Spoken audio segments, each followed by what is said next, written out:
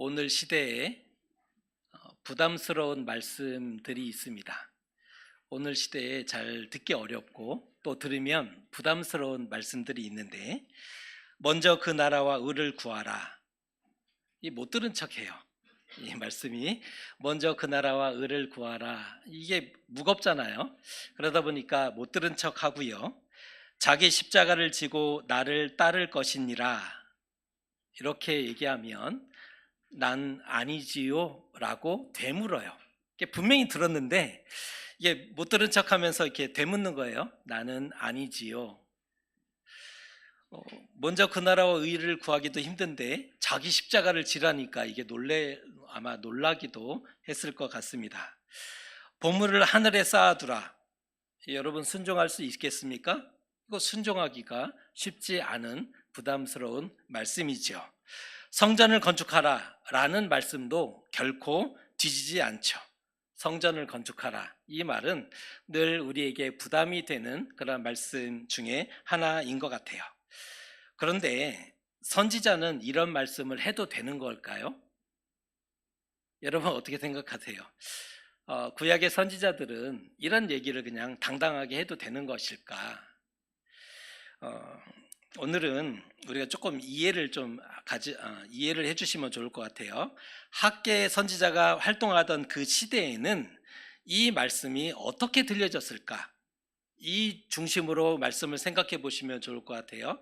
학계 선지자가 예언하던 그 시대에는 성전을 건축하라 라는 하나님의 말씀이 어떻게 다가왔는지를 생각하면서 우리도 말씀을 생각해 보려고 합니다. 주전 539년에 고레스 칙령이 선포가 되고 포로 귀환이 이루어집니다. 하지만 70년간 살았던 그 땅에서 돌아온다는 것이 쉽지 않았기 때문에 2년의 시간이 걸려요. 그리고 오는 기간도 걸리잖아요. 그래서 537년에 예루살렘에 첫 번째 귀환자들이 도착을 하게 됩니다. 그들은 황폐한 도시와 무너진 성전을 보며 통곡하죠. 물론 나라가 멸망할 때 그 상황을 보고 포로로 끌려간 사람들도 있었으나, 그 부모님을 통해서, 할아버지를 통해서 들었지만 이렇게 황폐화되었을지는 몰랐거든요. 그런데 돌아오고 나니 황폐한 도시와 무너진 성전을 보며 유다 사람들은 통곡할 수밖에 없었습니다. 성전 기초를 놓고 재건을 시작을 했죠. 정말 작정하고 왔으니까 성전의 기초를 놓고 재건을 시작했으나, 그러나 사마리아인의 방해와 압력으로 인해서 공사가 중단되어 버립니다.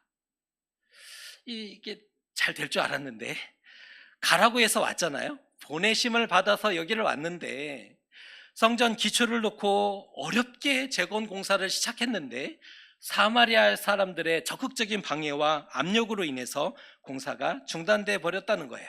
얼마 만에 중단이 되었을까요? 1년 이내에. 얼마 못한 거죠. 1년도 안 돼서 사마리아 사람들에 의해서 공사가 중단되고 맙니다. 고레스 칙령에 부푼 기대와 감동을 가지고 귀환을 했고, 힘 모아서 성전을 재건하고 금세 옛 명성을 되찾을 줄만 알았어요. 쉬울 줄 알았다는 거예요. 순종만 하면. 돌아가는 것도 하나님의 뜻이었고 재건을 하라고 명령하신 것도 하나님이시니 돌아와서 시작만 하면 모든 길이 평탄하고 쉬울 줄 알았다는 거예요. 하지만 현실은 정반대였습니다. 성전을 재건하는데 방해꾼이 너무 많은 거예요. 그러니까 하나님이 시킨 일인데 방해꾼이 너무 많아요. 이주되어서 70년간 그 땅을 살던 이방인들이 있었어요. 유다 사람들도 포로로 끌려가서 바벨론을 70년을 살았듯이 이방 사람들도 끌려와서 그 땅에 70년을 살았던 이방인들도 있었다는 거예요. 유다 사람들이 오더니 그 땅을 내놓으래요. 여러분 같으면 내놓을 수 있겠습니까? 70년간 우리가 어떻게 고생해서 일궈놓은 땅들인데. 그러니까 이방인 입장에서는 이게 유다인들이 반가웠지 않은 거죠. 일단은 목숨 걸고 반대할 수밖에 없습니다. 그리고 또 하나의 그룹은 포로되지 않고 남겨진 유다인들이 그 땅에 살고 있었다는 거예요. 처음에 포로로 어떤 사람들이 끌려갔어요?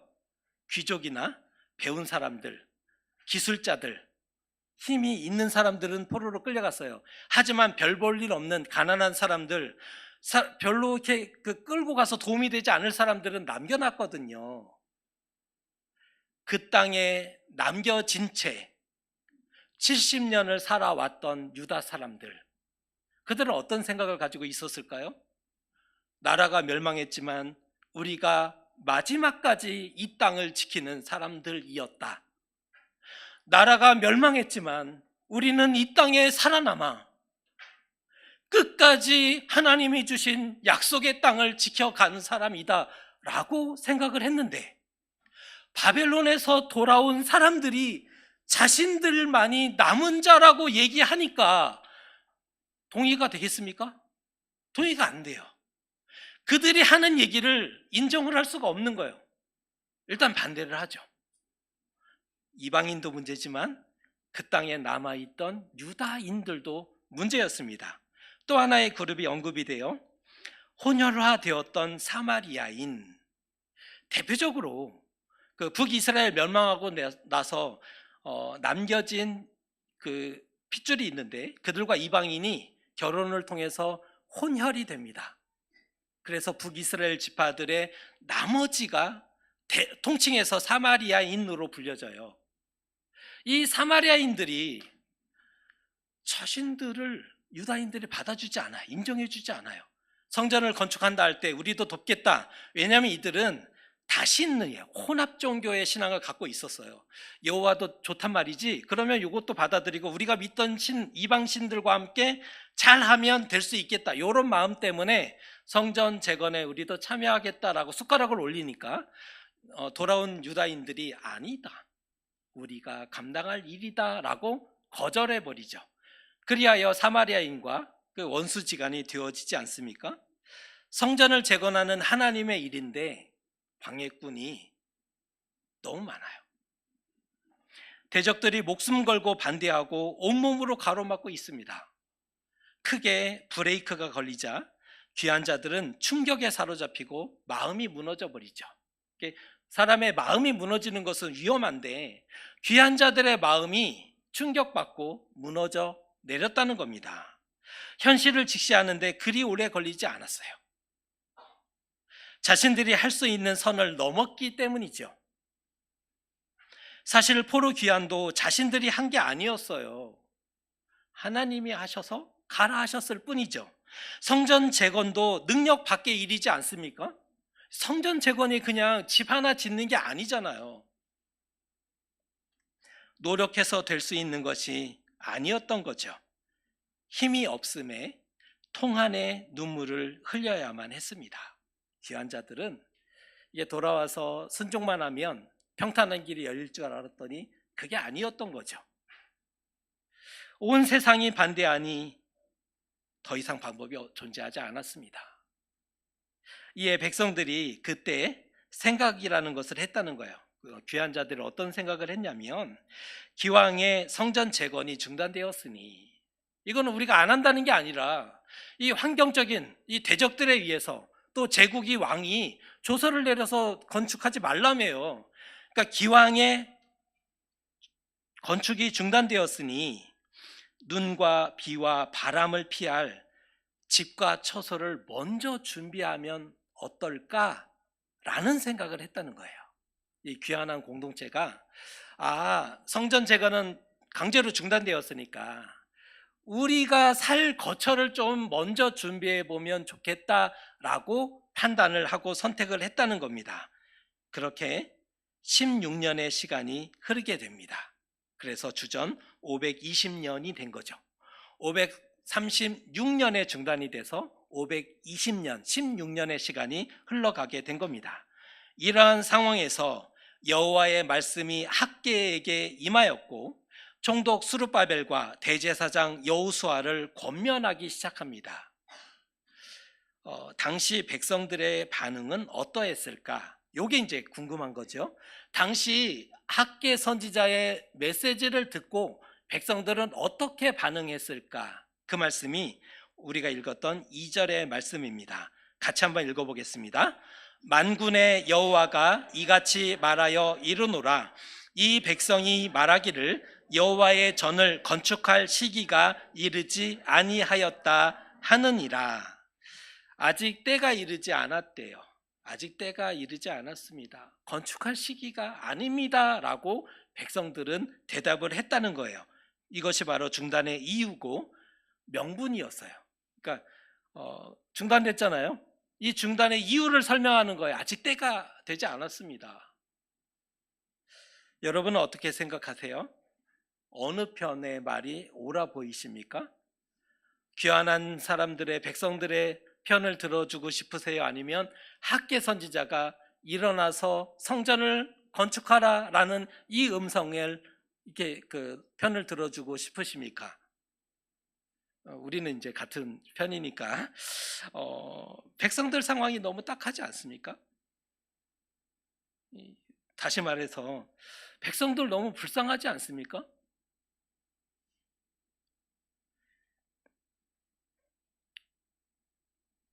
하나님 진짜 너무하시잖아요. 이 요구가 합당합니까? 고생하며 유리하며 방랑하며 하루하루를 힘겹게 버티며 살아왔던 이들, 바벨론 땅에 있을 때 대우받고 있었습니까? 종은 아니었지만 맨손으로 그 땅을 개척해야 했죠. 겨우 살만했더니 돌아가래요. 잘해주겠대요. 그래서 돌아왔거든요. 근데 이게 뭐예요? 그들의 인생이 거의 70년 이상이 지금 고생하며 유리하며 방랑하며 하루하루를 힘겹게 버티며 겨우겨우 살아가고 있던 사람들이에요. 그들에게 성전을 먼저 건축하라고요? 하나님 너무 이기적인 거 아닌가, 이런 생각이 들 수밖에 없잖아요. 백성들은 어찌되었든 고생을 하든 말든 자기 발등상인 성전만 완공하면 되는 걸까요? 이 고대의 인식으로는 신의 성전은 신이 이 땅을 딛고 내려오는 그러한 역할이었어요. 그런 도구였죠. 그러니까 신의 임재를 경험하기 위해서는 성전을 지어줬어야 돼요. 높이 성전을 지으면 신이 그 성전을 딛고 이 땅에 내려와 응답을 준다, 이런 기본 사상이 있었어요. 그러니까 자기 발등상인 성전을 완공되는 것이 중요할 수 있으나 유리하며 방랑하는 백성들 입장에서는 이게 가당치 않았던 그런 어려움도 존재했다는 거죠. 하나님의 욕심이 과해요. 폭력입니다. 할 수 없는 것을 강제로 하라는 거 얘기하는 것이 폭력이잖아요. 폭력이죠. 힘이 있다는 이유로 폭력을 행사하면 안 되잖아요. 사람 위에 군림하고 힘으로 지배하는 신을 다시 말해 악신이라고 합니다. 사람 위에 군림하는 거예요. 힘이 있다고 해서 명령하는 거예요. 그리고 순종을 강요해요. 이런 신을 악신이라고 얘기하는 거예요. 다를 게 뭐가 있습니까? 하나님의 지금의 처사가. 천막에서 예배하면 예배가 안 돼요? 우리가 이렇게 예배실을 갖춰놨지만 얼마 전까지만 해도 샌드위치 팬들이 그대로 오픈되어 있는 창고에서 예배 드리는 것처럼 되었죠. 이렇게 창고에서 예배하면 예배가 아닌 걸까요? 참을 수 없고 견딜 수 없는 나를 뭘로 보고 너희들이 뭐 이런 거예요? 그렇다면 출애굽 후에 광야에서는 어떻게 참아냈을까요? 출애굽 후에 광야에서는 언약궤가 어디에 놓여져 있었어요? 텐트 아래에. 보기 좋게 회막이라고 부른 것은 존중해서 부른 이름이고, 텐트 아래에 하나님의 언약궤가 놓여 있었잖아요. 그게 성소였어요. 그러면 출애굽한 이후에 40년간 텐트 안에서 이스라엘이 제사한 것은 정말 보잘것없는 예배였단 말입니까?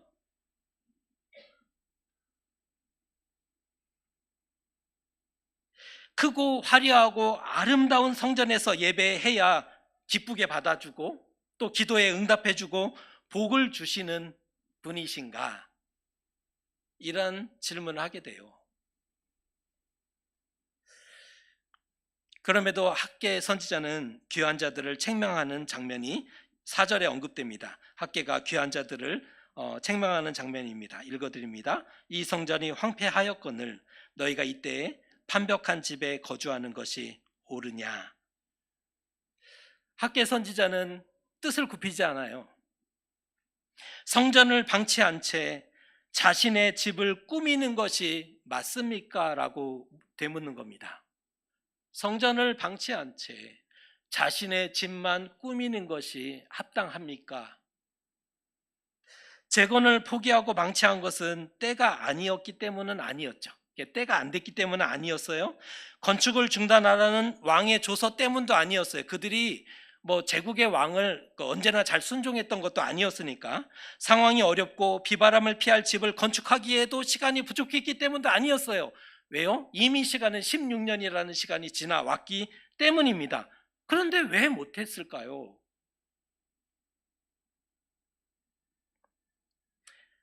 그렇게 길어질지 아무도 몰랐거든요. 이게 금방 될 줄 알았어요. 우리 집 짓고 집 다 지은 다음에 그래, 우리가 귀환한 목적대로 우리가 받은 사명대로 하나님의 전도 지어가자 라고 될 줄 알았는데 이렇게 길어질지 아무도 몰랐어요. 시간이 길어지면서 부담스러운 공사를 재개할 용기가 그 안에 생기지 않았던 거예요. 이게 분명히 부담이거든요. 그 용기가 생기지 않아요. 돈도 많이 들잖아요. 게다가 이게 돈이 그냥 드는 게 아니잖아요. 반대자들이 언제 들이닥칠지도 모르고 그들은 이제 눈동그랗게 유다인들이 뭐 하는지 자꾸 바라보니까 반대자들이 언제 들이닥칠지도 모르고 만일 바벨론 왕이 재건을 시작했다는 이 소식을 들었을 때 그것은 모반으로 간주되는 거죠. 제국에 대한 반역인 거예요. 이것을 감당할 만한 게 없는 거죠. 준비가 안 돼 있으니까. 그뿐인가요? 재건하자며 운을 떼는 순간 누가 책임을 져야 될까요? 자신이. 우리가 하나님의 전을 재건합시다라고 얘기하면 그 사람부터 책임을 져야 돼요. 더 많은 것들을 감당을 해야 된다는 거예요. 다 알죠. 너도 알고 나도 알고. 그러니까 말을 먼저 하지 않는 거예요. 그럴 만한 사람이 못 되거든요. 나는 그럴 만한 사람이 못 돼요. 책임질 만한 가문이 안 돼요. 우리 집안이 이 일을 어떻게 책임을 지겠어요? 자신 안에는 그런 믿음이 존재하지 않거든요. 그렇게 뜨겁지도 않고 그렇게 열정적이지도 않았어요.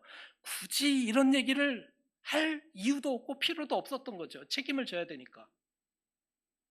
아무도 나서지 않았던 이유입니다. 그러면서 백성들은 판벽한 집에 거주했대요. 판벽한 집이라는 단어가 나오는데 판벽한 집에 거주하며 일상을 살아가고자 노력했어요. 평안하기를, 삶이 평화롭기를 기대했죠. 자, 보세요. 현재의 상황이 판벽한 집에 살아가면서 일상을 살아가고자 노력해요. 일상을, 하루하루의 일상을 어떻게 해요? 평안하기를, 평화롭기를 기대하며. 머리 둘 곳이 없고 비 오거나 바람 불면 피할 곳이 없었던 것이 아니었던 거죠.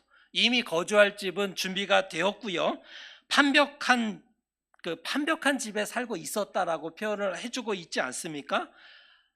이 판벽한이라는 단어가 등장하는 그 대목은 왕궁을 건축할 때 혹은 성전을 건축할 때 백향목이라는 그 목재 이름이 나오면서 그 백향목이 질 좋은 그런 나무거든요. 결도 좋고 보기에도 아주 좋아요. 그러다 보니까 왕궁을 건축할 때 백향목을 사용해서 그런 마감을 해요. 성전을 건축할 때 주요 부분에 백향목으로 건축을 해왔다는 거예요. 그런데 개인의 집에서는 보기 드문 마감이죠. 판벽한 집은 보기 드문 마감이었다는 거예요.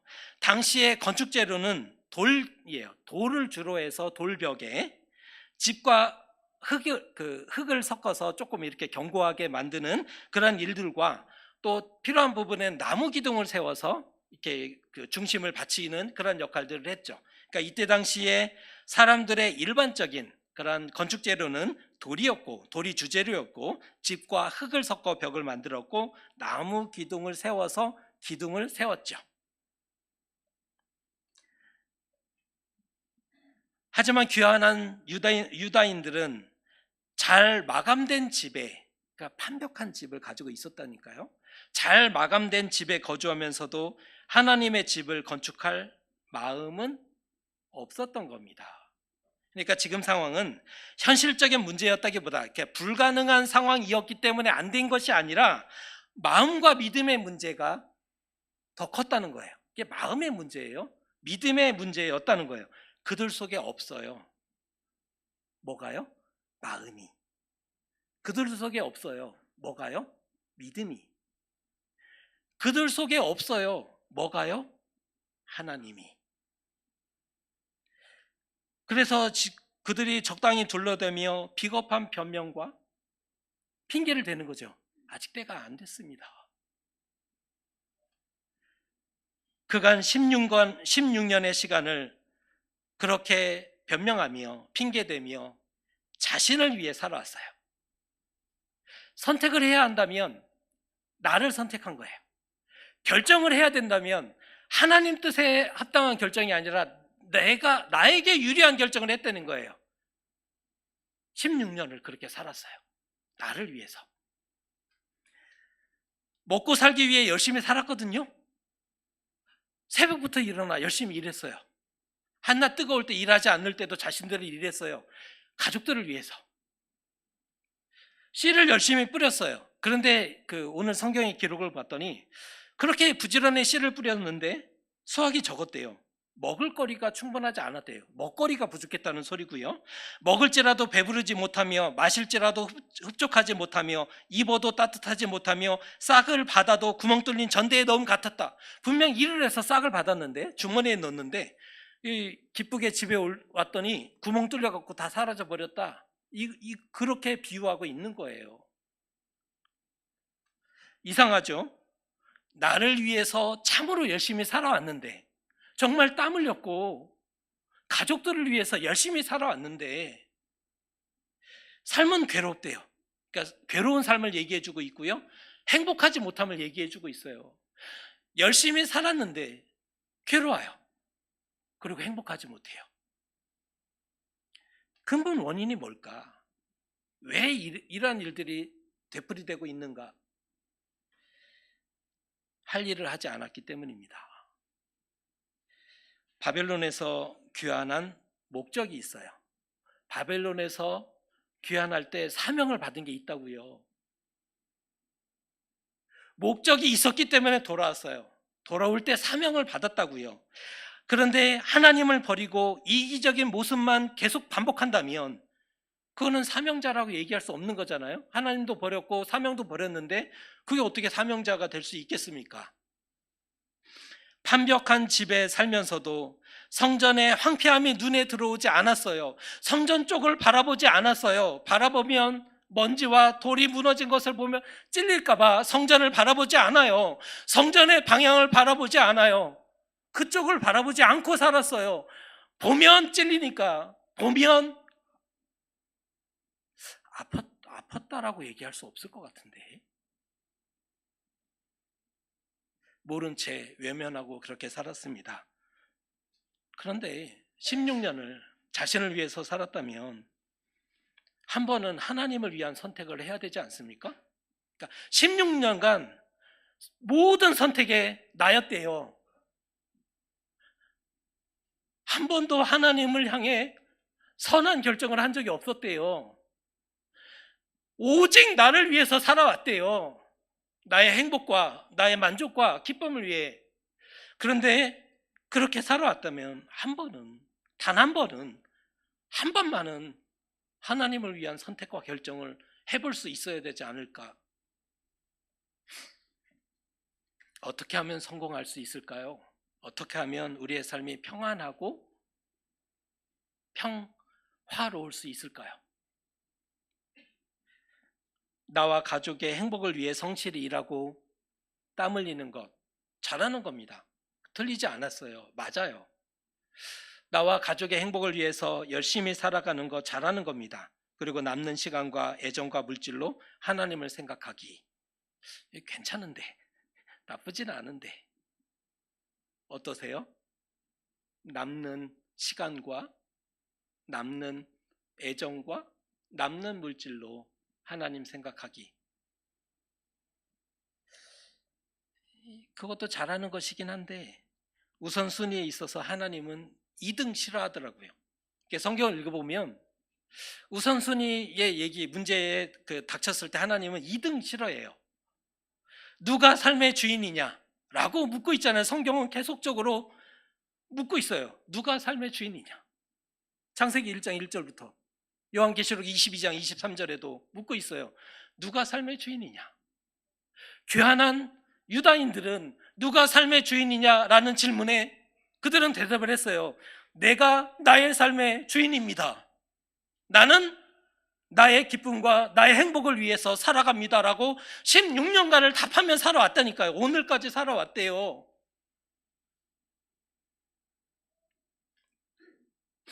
다른 건 모르겠고 우리가 신앙생활을 해나가는 것을 보면 우리도 하나님이 주인은 아닌 것 같아요. 그러니까 우리가 신앙생활을 해나가는 모습들이 있잖아요. 어떤 선택과 결정을 하는 걸 보면 우리도 하나님의 주인이다 라고 당당하게 얘기할 수는 없을 것 같아요.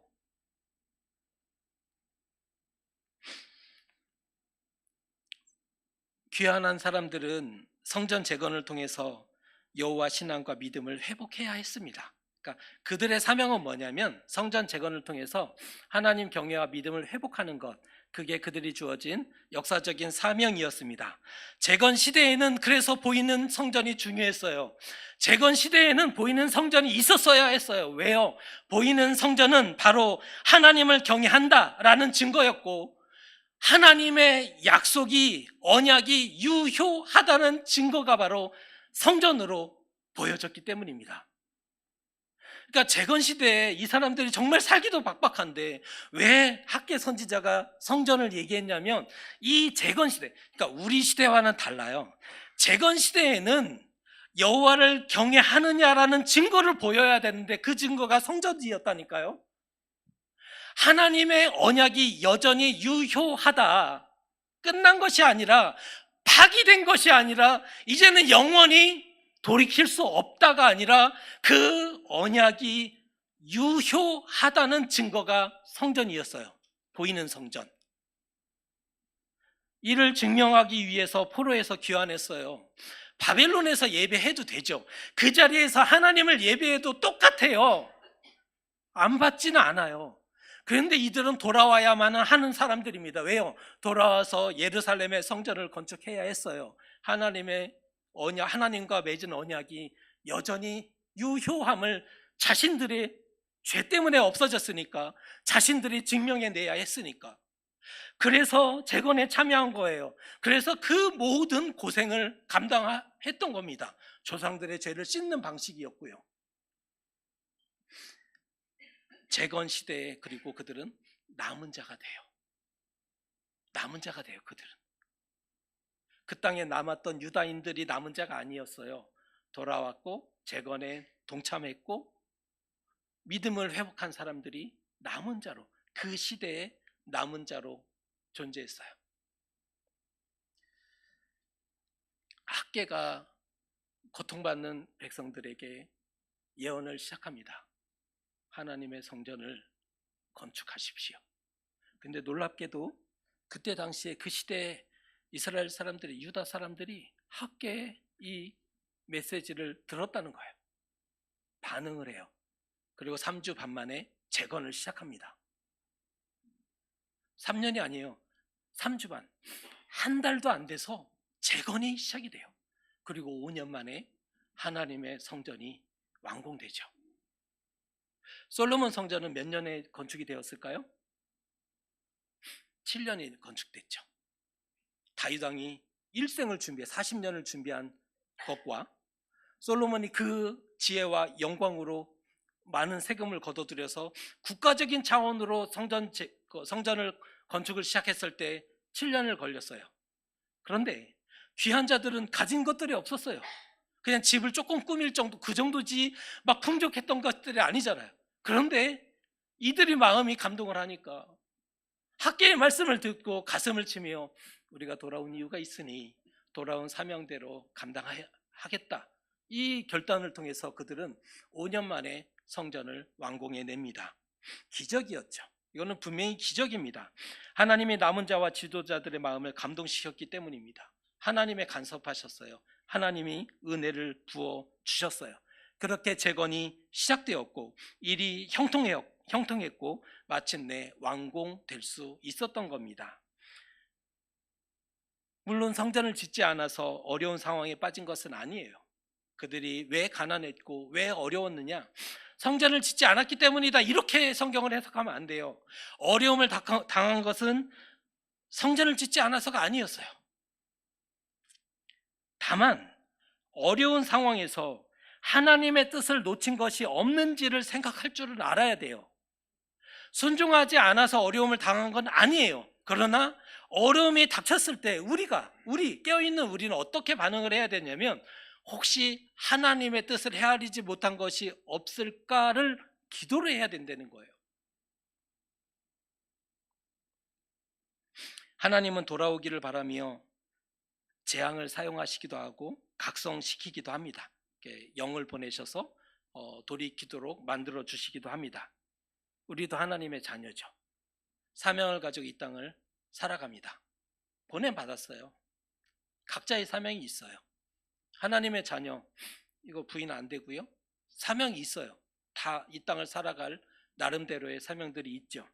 한 번뿐인 인생, 한 번은 하나님을 위해 살아봐야 하지 않겠습니까? 매번 하나님을 위해 선택하라는 얘기가 아니죠. 언제나 우리는 사람인데 언제나가 안 돼요. 그럼에도 한 번뿐인 인생, 이 땅에 하나님의 보내심을 받아 소명과 사명을 가지고 살아가는데 한 번은 하나님을 위한 선한 선택을 해봐야 되지 않겠습니까? 우리가 힘쓸 것은 보이지 않는 성전 건축입니다. 재건의 시대에는 보이는 성전을 필요했지만 오늘의 시대는 보이는 성전이 중요하지 않아요. 오늘의 시대에 우리가 힘써야 될 것은 보이지 않는 성전입니다. 하나님 경외와 언약이 유효함을 증명해 내십시오. 보이지 않는 성전을 건축해 내기 위해서 하나님을 경외하고 있다는 증거를 보여주십시오. 삶에서 하나님의 언약이 나에게 아직 살아있음을, 완전히 사라지지 않았음을 증명해 내주십시오. 보이지 않는 성전 건축을 위해서 우리의 삶에서 그 성전 건축에 성공하는 진정한 남은 자 되시기를 주님의 이름으로 축복합니다. 기도하겠습니다. 완벽한 집에 거주하며 손에 힘이